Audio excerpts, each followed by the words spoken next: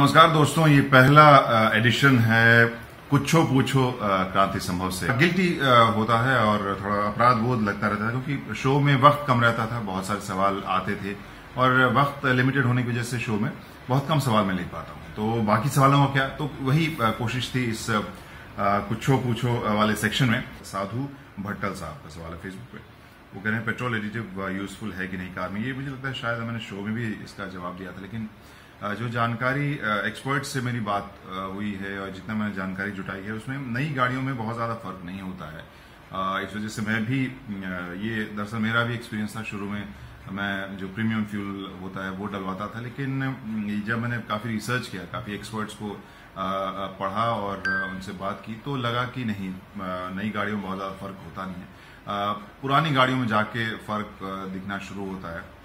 Joyful का सवाल है कि सुजुकी एर्टिगा या महिंद्रा टीयूवी 300 में से डीजल वर्जन 1200 से 1500 किलोमीटर प्रति माह कौन सी गाड़ी बेहतर माइलेज देगी, वो ये जानना चाहते हैं। और हमें लग रहा है कि एर्टिगा आपके लिए बेहतर प्रैक्टिकल सवारी होगी अगर आप इस सेगमेंट में जा रहे हैं, लंबी दूरी पर जा रहे हैं, ज्यादा बड़ा परिवार अगर आपका जा रहा है तो फिर एर्टिगा एक आपके लिए प्रैक्टिकल सवारी होगी। फिर मैं देख रहा हूँ सवाल, अच्छा नहीं, ये कल मैंने जब अपडेट किया था मर्सिडीज की GT-R और GT रोडस्टर, उसके बारे में सवाल प्रतिक्रिया थी कि वो इंतजार कर रहे हैं। एक सवाल आया है अनुदीप आनंद का, टियागो पेट्रोल और के बारे में पूछना चाहते हैं कि क्या ये अच्छा विकल्प है, अच्छा चॉइस होगा या नहीं। और हमें लग रहा है कि ये बहुत सारे लोगों का सवाल है क्योंकि हाल फिलहाल में हमने देखा कि टाटा की गाड़ियों के डिजाइन, उसके फिनिशिंग, उसकी क्वालिटी में काफी सुधार आया है, लेकिन बहुत से लोगों में ये हिचक है कि क्या टाटा आफ्टर सेल्स के मामले में मैच कर पाएगी हमारा मारुति या हुंडई जैसी कंपनियों को। तो यही सवाल मैंने कंपनी के मुखिया से भी पूछा था और उन्होंने कहा था कि ये एक चुनौती उनके लिए है, लेकिन वो लगातार कोशिश कर रहे हैं और मुझे लग रहा है, मुझे उसके ऊपर शक करने की कोई वजह फिलहाल नजर नहीं आ रही, क्योंकि कंपनी लगातार कोशिश तो कर रही है। तो मुझे लग रहा है कि बेहतरी तो होगी, तो आप टियागो की तरफ जा सकते हैं। और बाकी भी जो ग्राहक देख रहे हैं, अगर फीचर के हिसाब से, आपके बजट के हिसाब से, ड्राइव आपको पसंद है, जगह के हिसाब से गाड़ी आपको टाटा की अच्छी लग रही है, तो फिर आप कोशिश कर सकते हैं कि आप बाकी ट्राइड एंड टेस्टेड प्रोडक्ट की जगह उसको भी ट्राई कर सकते हैं कि अभी मुझे वो स्थिति लग रही है।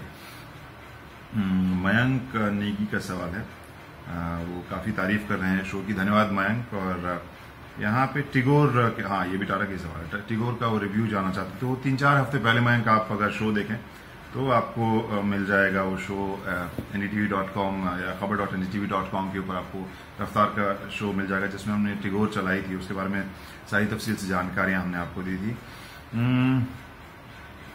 बलिनो, स्विफ्ट डिजायर या i20 डीजल में से कौन सी गाड़ी है? प्रतीक पढ़ियार का सवाल है। प्रतीक साहब, तो यहाँ इन तीनों में से बलिनो i20 आपके लिए प्रीमियम हैचबैक होगी, स्विफ्ट डिजायर बूट के साथ है। अगर आपको एक्स्ट्रा स्पेस चाहिए और आप एक सेडान ले सकते हैं तो फिर आप डिजायर की तरफ जाइए, वहां पर आपको एक अच्छा कॉम्बिनेशन मिलेगा, जगह भी है, फीचर्स भी रिच है और अब जो नया लुक है वो काफी आकर्षक भी है। बलिनो और i20 में समस्या ये है कि बलिनो एक अच्छा विकल्प, अच्छा पैकेज होगी, लेकिन उसमें इंतजार आपको काफी करना पड़ सकता है। तो अगर आप तुरंत नहीं खरीद रहे हैं और आपको हैचबैक ही लेने की ऐसी मंशा आपने नहीं बनाई है तो फिर आप डिजायर ले सकते हैं, अच्छी गाड़ी होगी। मुनेश कुमार चौधरी का सवाल है, 1.5 लाख के आसपास वो शो ऑफ बाइक खरीदना चाहते हैं। आप शो ऑफ बाइक से मेरा मतलब शायद ये होगा कि स्टाइलिश बाइक उनकी होगी और वो RS200 के बारे में पूछें। जो पल्सर की 200 सीसी वाली नहीं है वो काफी आकर्षक आपको जरूर लगेगी। हाल फिलहाल में 2-3 जो पल्सर हैं वो मुझे काफी खूबसूरत और स्टाइलिश लगते हैं। तो आपको अगर शो ऑफ की बाइक खरीदनी है तो मनीष जी, तो वो आप खरीद सकते हैं। इसके अलावा आप उसके ऊपर KTM ड्यूक के ऊपर भी नजर डाल सकते हैं, वो भी काफी चटकदार है, नारंगी रंग की चमकती हुई, तो वो भी आप नजर डाल सकते हैं, वो भी एक अच्छा विकल्प हो सकती है आपके लिए। मयंक का सवाल है, मयंक अलावड़ी का, डिजायर और बलिनो जीटा इनमें से कौन सी बेहतर होगी? तो अगर आपको जगह चाहिए मयंक एक्स्ट्रा, तो डिजायर आप लीजिए, काफी आकर्षक गाड़ी है, फीचर रिच है और ठीक ठाक है। बलिनो अभी अच्छी गाड़ी है और अगर आपको प्रीमियम हैचबैक चाहिए, हैचबैक अगर आपके लिए ठीक है तो फिर आप बलिनो ले सकते हैं, लेकिन हाँ जैसा मैंने पहले बोला, इंतजार आपको करना पड़ सकता है। और यहाँ पर सवाल है अनूप सिंह का, वो जाना चाहते हैं कि 5.5 से 6.5 में फीगो डीजल बलिनो या इग्निस या टियागो ये कौन सी है। और मुझे लग रहा है कि अगर आप फीगो डीजल के ऊपर नजर डाल रहे हैं तो अच्छी गाड़ी वो होगी डीजल विकल्प में, अच्छा प्रदर्शन मुझे उसका लगता है। और बलिनो के बारे में मैं बोल ही चुका हूँ क्या चुनौती फिलहाल है। उसके अलावा इग्निस और टियागो अगर आप सोच रहे हैं तो उससे बेहतर आप फीगो डीजल एक मजेदार गाड़ी, खूबसूरत आपको गाड़ी मिल रही है, ठोस भी उसकी ड्राइव उसकी काफी आपको ठोस महसूस होगी। और यहाँ पर अभिषेक कुमार राव जानना चाहते हैं कि रॉयल एनफील्ड की कॉन्टिनेंटल GT 750 कब लॉन्च होगी, क्या प्राइस होगा। तो यहाँ अभिषेक जी ये तो पता करके मैं आपको बताऊंगा, इसका जवाब मेरे पास फिलहाल नहीं है। और जैसा मैं कह ही रहा हूँ कि जो भी सवाल हैं आप मुझे भेजिए, जैसा भी सवाल आप भेज सकते हैं, लेकिन मैं गारंटी नहीं दूंगा कि मैं उसका जवाब दूं। लेकिन ये जरूर मैं गारंटी दूंगा कि उसका जवाब ढूंढने की मैं कोशिश करूंगा। जिनसे बात करनी होगी मैं बात करूंगा, एक्सपर्ट से बात करनी होगी बात करूंगा, और उनसे जवाब ढूंढकर मैं आप तक वो पहुंचाने की कोशिश करूंगा। फिर नीरज भारद्वाज का सवाल है, अपने संदेश है, वो तारीफ कर रहे हैं हमारे शो की मेरी, और बहुत शुक्रिया नीरज भारद्वाज साहब इस तारीफ के लिए। पंकज पुयाम साहब का है संदेश, मेरे पास ग्रैंड i10 है, इसके बारे में बताइए।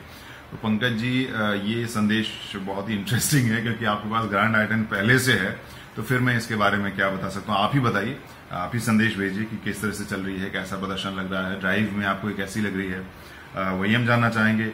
लेकिन बाकी दोस्तों के लिए मैं जरूर रिएक्शन देना चाहूंगा कि ये जो सवाल है वो दरअसल हमारी बेसिक भावना होती है। हम बहुत सारे सवाल जवाब आते रहते हैं हम सभी दोस्तों से मेरे पास, और मोटे तौर पर कहीं ना कहीं हम देखते हैं कि एश्योरेंस की जरूरत होती है कि जो फैसला मैंने किया है वो सही किया है या नहीं किया है। तो वो एश्योरेंस लोग बहुत ढूंढना चाहते हैं, और हम सभी ये करना चाहते हैं कि कहीं फैसला गलत तो दिखा। और आज मैं आप लोगों की तरफ से ही सवाल पूछ लेता हूं, क्योंकि मुझे लग रहा है कि ये सवाल आपके मन में उमड़ घुमड़ रहा होगा, आपके जहन में ये सवाल जो है वो कुलबुला रहा होगा कि अब क्या होगा, क्योंकि जीएसटी की खबरें आपने कल से देख ही ली हैं, जहां जीएसटी एक बार फिर से बड़ी गाड़ियों के ऊपर बढ़ने वाली है।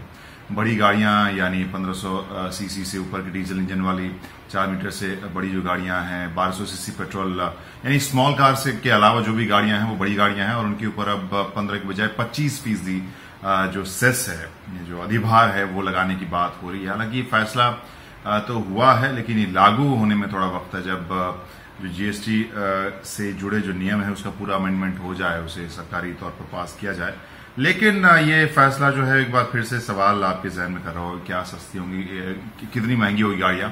तो जो आंकड़ा लग रहा है उस हिसाब से वही ढाक के 3 पात हो जाएंगे। जिस तरह की कीमतें थी जीएसटी से पहले, लगभग वही कीमतें हो जाएंगी, या थोड़ी शायद बढ़ोतरी हो, जैसा कि अलग अलग कंपनियों के नुमाइंदों से के जो रिएक्शन में देख रहा था इंटरनेट पे। कल वाले जो फैसले जो खबर देख रहा था उसमें मैं खोजता रहा, कल मेरा जो वीकली ऑफ था होता है वो था, और इस दौरान रक्षाबंधन के सेलिब्रेशंस के दौरान जो खोजने की कोशिश कर रहा था, वहां पर कहीं भी मुझे ये देखने को नहीं मिला कि हाइब्रिड गाड़ियों के ऊपर सरकार ने कोई फैसला लिया कि नहीं, और वो नहीं मिला है। और ये चिंता, थोड़ी निराशा की भी बात मैं कहूंगा, क्योंकि आप जब ये चाह रहे हैं कि 2030 तक हाइब्रिड या इलेक्ट्रिक गाड़ियां आप देश में चलाना चाहते हैं, तो फिर उसके लिए तैयारी और देरी से शुरू नहीं हो सकती है। वो तैयारी अभी से शुरू होनी जरूरी है। और ऐसे में हाइब्रिड गाड़ियों को भी अगर थोड़ी राहत, जब सभी गाड़ियों के सेस के ऊपर आप पुनर्विचार कर रहे थे, तो हाइब्रिड गाड़ियों के ऊपर भी पुनर्विचार होता, ये मुझे उम्मीद थी, लेकिन यहाँ खबर नहीं आई है।